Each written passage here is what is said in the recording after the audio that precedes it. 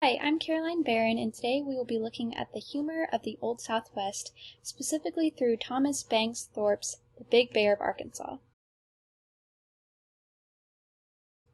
So let's define the humor of the Old Southwest. It was a genre of humorous, exaggerated regional sketches and tales based off the comical people and occurrences of the Old Southwest.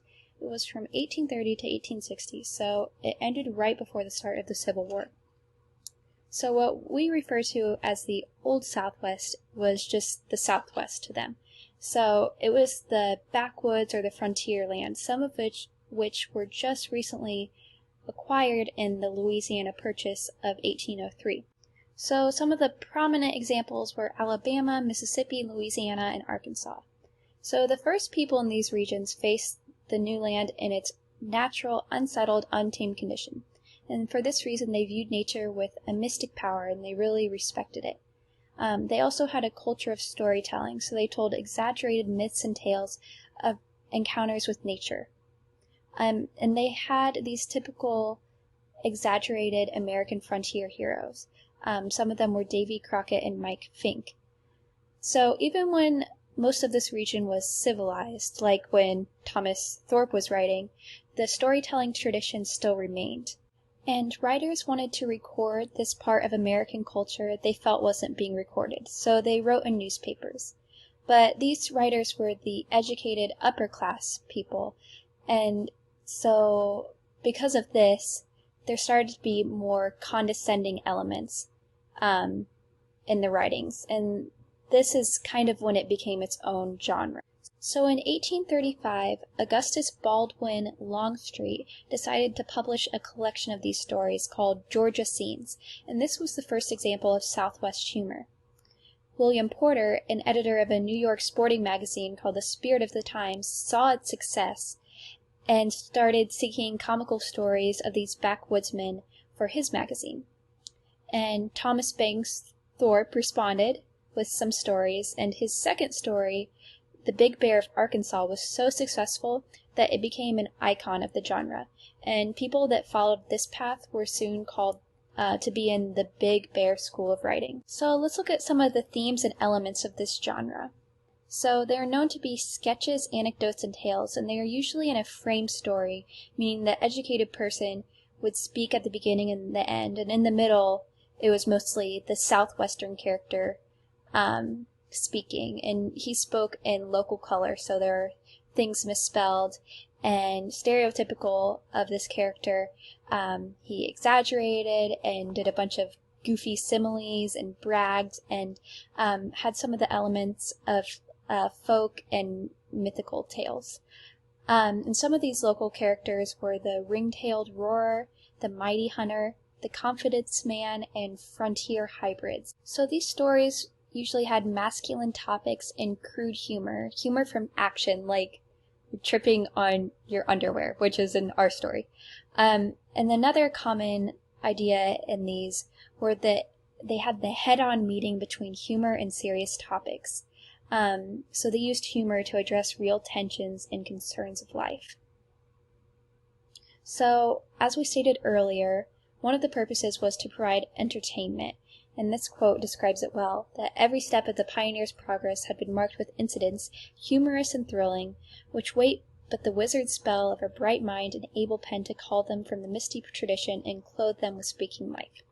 So this quote kind of illustrates how people wanted to know about these odd, illiterate, different people, but they thought it was necessary for the educated people to describe them. There was also the purpose of trying to keep a record of this unique culture. But there are also other reasons. Some say that this was a radical purpose of trying to show that maybe this new breed of Southerners wouldn't conform to the pastoral Southern tradition. And this is kind of similar to Faulkner later on, with having those grotesque features that nobody wants to talk about. And then lastly, there might have been political reasons. So a lot of these writers were of the Whig Party, and they were against Andrew Jackson. So let's look a little further into that. So above all, they were against Andrew Jackson. They appreciated modest, hardworking people, not violent people who took advantage of the land. So Jackson was a frontiersman who found his power in fighting and getting land. He was a war hero and known for killing Native Americans. We don't need to go too into it, but he was considered bad for the economy, which led to the Panic of 1837. And then he was known for the Indian Removal Act, which led to the Trail of Tears in 1839. It's important to note that our story was written in 1841, so not long after. It's also important to note that our backwoodsman main character, Jim Doggett, has a similar character to Jackson. So let's look at our author, Thomas Bangs Thorpe, who's born in Massachusetts in 1815, lived in New York, and studied to be a painter. He pursued this at Wesleyan College, where he met some friends from Louisiana, and because they thought it'd be good for painting and for his health, they convinced him to move to Louisiana in 1937, and Thorpe loved it. He stayed there for 20 years, and there he became a painter of portraits and wildlife, where he met the people living there, and a contributor to a sports magazine, and he became a Whig politician, which is important from our last slide, because during this time that he wrote, some of Jackson's worst moments were happening. So within himself, he had some unique conflicts. So he was a Northerner, so he had some Northerner views like anti-slavery, but he appreciated the beauty and the inspiration in the South. He loved the landscape and the people. He also was conflicted because he loved nature, and he even liked hunting because he was surrounded by nature, but he didn't like it when people just killed animals excessively. Another conflict within himself was that he really appreciated the storytelling culture of the backwoodsman, but he was also a Whig, and usually the backwoodsmen supported Jackson. So I think you'll see a lot of these within his writing. At the end of his life, he went back to New York, worked for a magazine. That's where he wrote an anti-slavery novel, and then he worked in the New York Custom House, where he eventually became corrupt. But his most important contribution was his writing. So let's look at some of his themes and elements. So one theme was regional conflict. Next was the juxtaposition of wilderness and settlement. Next was nature's power, specifically on people. He had this really sublime feeling in nature and almost religious, and he really saw its power, and how the backwoodsmen saw that too. Next, a theme is the transition from wilderness to civilization. And then lastly is the theme of losing things forever. So that storytelling culture, or animals, or even the relationship with the natives from when Jackson took their land away. Some of his common elements are gritty comedy, realism, the frame story, anecdote, simile, imagery, irony, hyperbole, and he used humor to bring up serious topics, and then also that idea of some religious folklore and mythical influence from just that culture of the Southwest. So, a quick summary of the story. The upper-class narrator tells us that he's on a steamboat on the Mississippi River coming out of New Orleans, and it's filled with men from every state in the Union. And everyone's minding their own business when they hear a man whooping and yelling, and this man calls himself the Big Bear of Arkansas. And he puts on a show, loudly bragging about how Arkansas is the best state, and it's the creation state, and the natural world is extravagant, and that he hunts because nature intended Arkansas for a hunting ground. And the people are mocking him, but they're kind of curious, and the narrator asks him about his best bear hunt. And Jim says that he is the best bear hunter, and he's always successful, but there was just one he couldn't kill. And he tells a tale of how he hunted it for 2 or 3 years, and then eventually it just died when its time had come, because it was an unhuntable bear. And kind of had this mythical element of this mystery that they couldn't understand. And these people who are listening, even though they were mocking him, they had a moment of silence after the story too, and they wondered about his life. Okay, so the examples of regional tension are when the narrator comments on all the people and all their stereotypes. So the southern jockey, northern merchant, and the half-horse, half-alligator, which is, I believe, an allusion to the Hunter or Jacksonian people. And I read that at this time, Northerners didn't use boats. They used railways at this point, but the South didn't have that yet. So they're already on here ready to judge. And then here comes Jim from the South, and he's pointing out how he is different from the rest of the people, and they're calling him names. But is Jim really characteristic of a backwoodsman?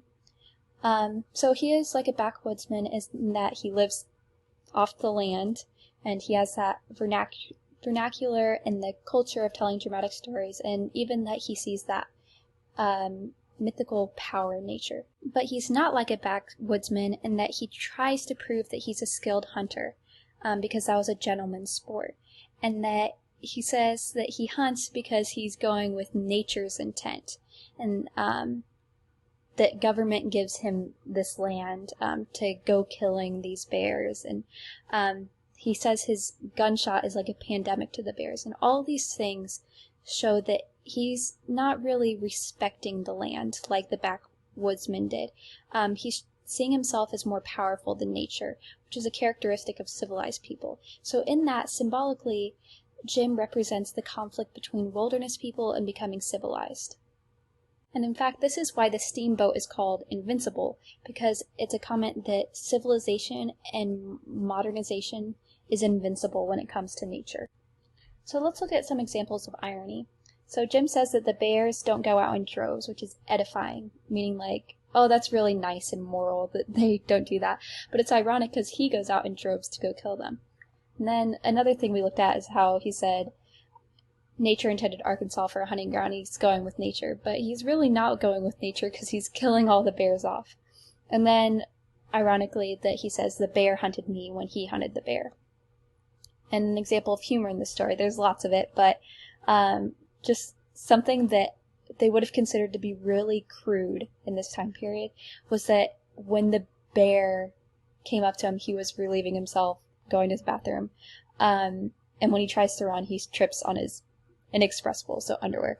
So in the story, the bear represents nature, and since Jim is hunting him, he's trying to prove his power over nature, which is a big inner conflict for him, which is proven by him calling the bear at some point the devil, and then also saying, I loved him like a brother. So the bear also represents nature because he doesn't stop running when Jim chases him like most bears do. Nature's just trying to keep going. He also doesn't hurt the dogs and the man when he easily could. So then when the bear dies, it represents nature bowing down to humans, despite its power. And that's what makes this death of the bear so powerful, even in this funny story. It says at the end, the hero sat some minutes with his auditors in a grave silence. So even these people who were mocking him, the story has an effect on them because they start to peek into this mythical way of thinking.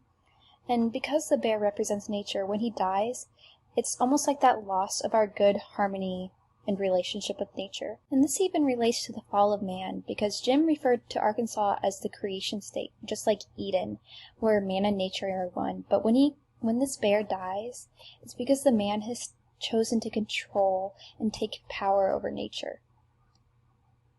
An article I read quoted Richard Slatkin, who said that the death of the bear was like, quote, the final extinction of the active principle of wildness in the wilderness, and an extinction for which man was the instrument, but nature herself the ordainer. So nature bowed down in sacrifice before the march of mankind. And that's a really powerful message we get from this illiterate man. So even if this story was meant to be political or condescending, the ending shows a hint of the author saying that even people we see as backwards have important messages to give. So that's all, and these are my sources. The bolded ones are the ones that I quoted. Thanks for listening.